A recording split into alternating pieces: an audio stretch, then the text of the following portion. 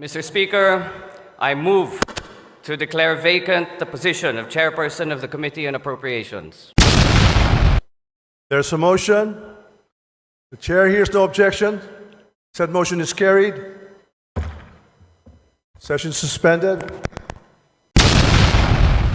Saldico tinanggal na nga bilang chairman ng House Committee ng House of Representatives at itong si Sandro Marcos pa ang nagtanggal sa kanya at ito namang si Martin Romualdez ay tulala nga at hindi makapaniwala na ang kanyang right hand at body at kasabwat na si Saldico ay natanggal na nga sa pwesto. Pero maraming usap-usapan na sila rin ang papalit yan bilang chairperson ng committee ng House of Representatives. Kaya naman dito ay may banat itong si Ted Filon para sa balitang ito. Narito guys, panoorin natin. Mr. Speaker, I move to declare vacant the position of Chairperson of the Committee on Appropriations. There's a motion. The chair hears no objection. Said motion is carried. Session suspended. Ano ba, nag-resign ba o inalis? Hindi ko sure, pero health reasons ang Okay. sinasabi ni Rep. Zaldico. Okay. So, nagtatanong ka ba? Hindi, Kung inalis o nag-resign? Una po, higit sa lahat po, kapag po may tao, lalo na po sa itong mga naglilingkod sa gobyerno, kapag po nag-invoke na ng health reasons, kailangan po natin respetuhin yan. Amen. Regardless po kung taga saan ka man, anumang pong panig, anumang bakod ng politika nandun ka, kapag nag-invoke na yan ng health reasons, galangin po natin yan. Okay, so isang tabi natin, ito hong sinasabi nga po na, na dahilan daw kung ba't niya kinakailangan magbitiw ba? Regardless kung siya ba ay nagbitiw o siya ho ba ay inalis ng majority, ang bottom line dito, will that matter? Will that change anything? Yun po ang aking take dyan. Sa kanya pong either pag-resign o kaya po'y pag-alis sa kanya bilang Appropriations Committee Chairman, will that change anything? Dahil kung pag-uusapan natin ay budget, hindi na ho magbabago yan. Naandyan na po yan. Yan 2025 budget na yan. Wala na ho magbabago dyan. Nandiyan eh. Maliban po na lamang kung mabilis aaksyon ang ating kataas-taasang hukuman dito po sa mga petisyon na posibleng kaharapin dito pong mga kume-question sa ating pambansang budget. That is my take. No, wala na pong mababago pa. Meron pa ho bang mababago sa appropriations ng bawat distrito sa pambansang budget? Wala na po. Kasi yan po'y nasusulat na. At ang nasusulat ay nagaganap. Ayos na ang buto-buto. Diba? Ang nasusulat ay nagaganap. Ang nasusulat ay nagaganap, pero hindi lahat ng nasasabi ay nangyayari. Yan ang inyong pakatandaan. Okay. Diba, yun po lamang sa akin dito, that will not change anything. Or, Yeah.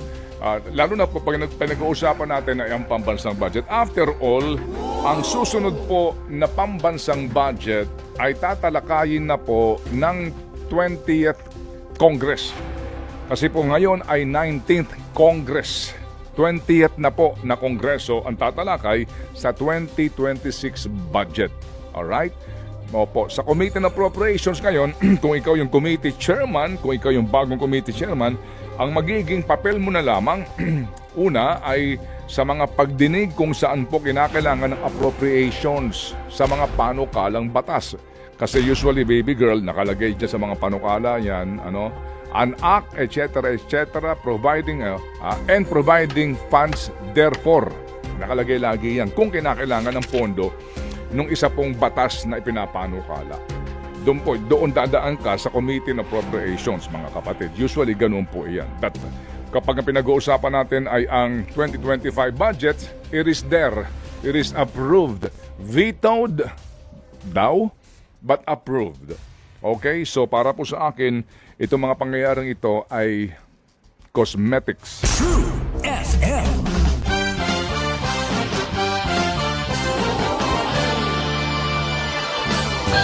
Change topic.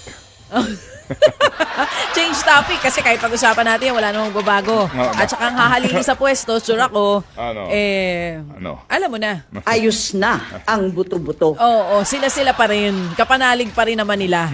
Kaya sa susunod na taon yung budget natin, baka ganito ulit ang kahinatnan yan. Oo, tama yung sinabi mo. Ngayon, walang magbabago. Next year, kahit maiba pa po ang umupo dyan, sa tingin ko, wala pa ring magbabago. Ang pagbabago, kung sakali man, sa bulsa ng mga uring manggagawa at ng mga tulad natin na hirap magpa-ospital. Kasi kung nahihirapan na po kayo ngayon sa hospitalization cost, by second quarter po ng taong ito, sinasabi ng presidente ng PHAPI o ng Private Hospitals Association of the Philippines, tataas daw ang pagpapa-ospital. 18% pong magiging increase by second quarter of 2025. Unahin natin to dahil talagang ito po yung mas malapit-lapit Yes. sa buong katawan natin. Usapin pong pangkalusugan. Good morning po sa inyo, Dr. Jose Rene De Grano, ang Pangulo po ng Private Hospitals Association. Po, no? Ito nga kanina yung atin ditong taga-Bulwagang Pambalitaan na nagtatanong, ano ba talaga, nag-resign o tinanggal? Oo, ang ganda ng tanong. Kasi nga, nagmosyon si ang anak ng ating Pangulong Marcos Jr., di ba? Si Representative Sandro Marcos. Kaya ang tanong kanina ni Christian Mitra, sir, ano po ba talaga? Ako di ba naguluhan? Nag-resign ba o tinanggal? Kasi dun sa pahayag ni Rep. Saldico, nag-resign siya for health reasons. Yung statement niya? Oo, paano ba? Ano nga ba? Ikaw mag-explain. Nag-resign o tinanggal? Oo. Ulitin ko lang kasi baka tulog pa ho kayo kanina. Una, kapag po merong taong gobyerno o maging ilan po sa pribadong sektor na nagbibitiw o nag-leave because of health reasons, igalang po natin yan. Ha? Tama. Apo, igalang po natin yan. Nasaan ka man banda ng kung anong bang political fence, igalang po natin yan. Okay? Ngayon, ang sa akin dyan, that's immaterial. Okay? Nagmotion to declare the position vacant and then naglabas ng press release na nag-resign for health reasons. Mga kapatid, that's now immaterial because it doesn't change anything. Yan po ang aking pananaw po sa isyong ito. Wala ho naman pong epekto yan. Saan? Sa budget. Tama. Yung budget nga po, yan na yan eh. Oo, sa pagre-resign ba niya, mababawasan ba ang pondo ng DPWH? Ayos Yan bang na pagbibitiw, ang buto-buto. pagbibitiw ho ba, magkakabawas sa pork barrel na sinasabi ng ilan na nakasiksik dyan sa budget? Yan ho bang mga appropriations per district?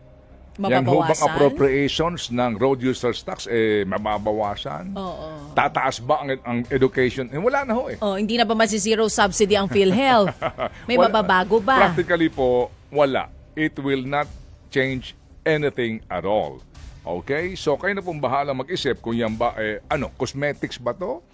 Ano ba itong naging eksena po kahapon dyan? Again, para po sa akin, wala pong epekto yan sa napakalaking isyong pambayan na ngayon po malamang ay lumaki pa ito pong pag-question sa ating pambansang budget na bahagi din po ang yan din po ang pagmumulan ng ating Think About It episode sana nga po today.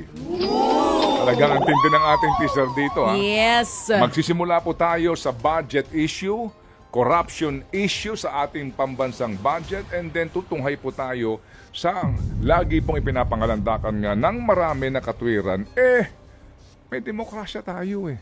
Yan. Very, very convenient na gamitin pong dahilan yan. Nasa demokrasya tayo eh. Diba? Nasa demokrasya eh. May reklamo ka, magdemanda ka. Oo. Demokrasya tayo eh. Tama. Okay, sige po. So, dahil po tayo may demokrasya, Ito na. Oras na. okay? Oras na para dito. Alright. Opo, hango din po sa rules ng Kamara. Hindi na po kinakailangan pa ng mga pagdinig. Yan din po ang dinaanan ng impeachment complaint nung panahon po ni Pangulong Joseph Estrada. If you remember, mga kapatid. Alright? Yan din po ang dinaanan, I think, nung panahon po ni Chief Justice Renato Corona. Kung tama po ang aking pagkakaalala, kasi kung mali po ako, hindi po ako tama. Madali kang kausap. Okay? Oo. Anyway, so mga kapatid, napaka-importante po nito ha, kasi nga ang pinag-uusapan po natin dito ay yung disposition, no? Yung archive. Alam nga naman yan, i-archive mo lang. Kumbaga, Deadmahin mo na, baon mo na sa limot. i-ano mo na Para lang, sa ibodega mo na lang yung... pagkatagal-tagal na hearing. Opo. Bagamat may panawagan nga na wag na po daw itong ituloy at tayo po ay para sa kapayapaan, unity, mga ganun pong mga panawagan. So ito ho naman, sabi nga ni Sec dyan, ay papel din po ng Kamara de Representante na dapat din po natin siguro daw igalang, dapat nating igalang kasi nga bahagi ito ng demokrasya. Nabanggit din niya yung mga vanguard na yan. Oo, dahil nga daw po ang House of Representatives ang vanguard. Alam Yan niyo ang po, sinasabi niya. Alam niyo po yung vanguard na yan, nandun din sa ating think about it yan, sa ating pong sana'y pinaghahandaan nga ngayon at aabot nga sana ang ating pong editing para maihandog natin kasi mahaba-haba itong think about it na ito. Mga vanguard of democracy. Nako. Ano bang ibig sabihin ng vanguard? Abay, sila yung parang nagpapanatili na talagang sinisiguro na may ano Sila tawag sa ang mga- Tagalog? Tagapag... Sila ang mga walls Yan. to protect. Yan, to make sure, Democracy. na talagang meron pa rin tayong tinatawag na equal branches Opo. nitong Check and government natin. balance Yan, check and balance, sa that's the gobyerno. term. Alright. So, maganda po ito, maganda ito. Pwede ho natin ma-connect sa ating pong think about it na ang title ay... Kabuktutan sa demokrasya. Kasi nga po mga kapatid, sa ngayon, napakadali din po sa iba ha. Sa iba. Hihiwalay ko to sa impeachment na pinag-usapan namin ni Sec Jen. Sec Jen, salamat po na marami sa inyo pong Paliwanag, ibinigay sa oo, ating pong kasagutan. panahon, sa ating pong panayam. Kasi nga importante ito na ating malaman, no? Yung nangyayari dyan. So anyway, ito po, hihiwalay natin to. Yung pong ating Think About It episode, mga kapatid, ay dahil nga po sa ngayon, may mga ilan na mga grupo o mga individual na napakadaling ipangalandakat na sagot na may demokrasya tayo eh. Di ba? Binoboto naman kami ng mga botante eh. Kasi nga demokrasya tayo, di ba? Yun. Yan ang pinangguhugutan natin dito. Yung pong paggamit ng ilan sa demokrasya. Kaya ang tanong natin, mga kapatid, sa bandang dulo po, totoo bang demokrasya ang umiiral sa ating bansa? At kayo'y mabibigyan ng ilang pong pagpipilian nyo kung anong uri, kung anong forma ng pamamahala sa gobyerno ang umiiral sa bansang ito. Think about it. Aabot kaya ngayong araw ng Tuesday? Abangan nyo po yan, mga At hango kapatid. sa ating bolang Kristal. na imahinasyon, Bolang kristal na just imagination.